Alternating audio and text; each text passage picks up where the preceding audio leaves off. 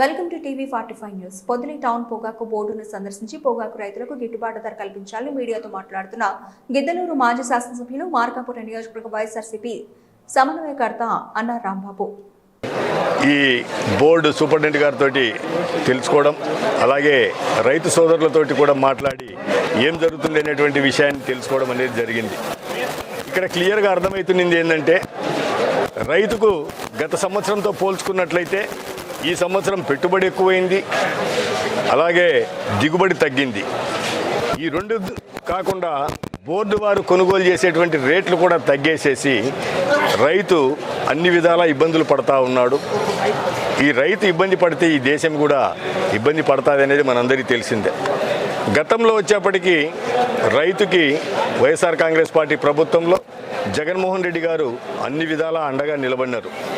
ఆ రోజు ఈ కొనుగోలుదారులు ఎవరైతే ఉన్నారో వాళ్ళందరూ సిండికేట్ అయి రేట్లు పెరగకుండా కంట్రోల్లో పెట్టుకుంటా ముందుకు పోతూ ఉంటే వైఎస్ జగన్మోహన్ రెడ్డి గారు వారి సారథ్యంలో మార్కెట్ని ఏర్పాటు చేసి దాని ద్వారా కొనుగోలు చేసి పోటీతత్వాన్ని పెంచి రైతాంగానికి ఎంతగానో ఉపయోగపడ్డ విషయం మనందరికీ తెలుసు.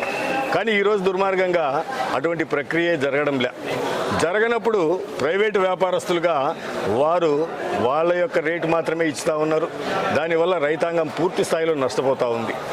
దీన్ని తప్పనిసరిగా కేంద్ర రాష్ట్ర ప్రభుత్వాలు పరిశీలన చేయాలి.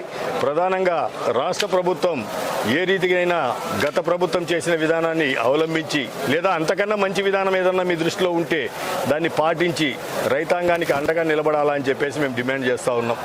ఆ రీతిగా లేకపోతే ఈ కొనుగోలుదారులు వాళ్ళ ఇష్టానుసారంగా కొనుగోలు చేస్తే రైతు నష్టపోతాడు. గోడ దెబ్బ, చెంప దెబ్బ అనేది రెండు పడతా ఉన్నాయి దిగుబడికి. రేటు తగ్గిపోయింది అమ్ముకోవడానికి, ఉత్పత్తి చేసుకునేదానికేమో కూలీలు లేదా పెట్టుబడి పెరిగిపోయింది.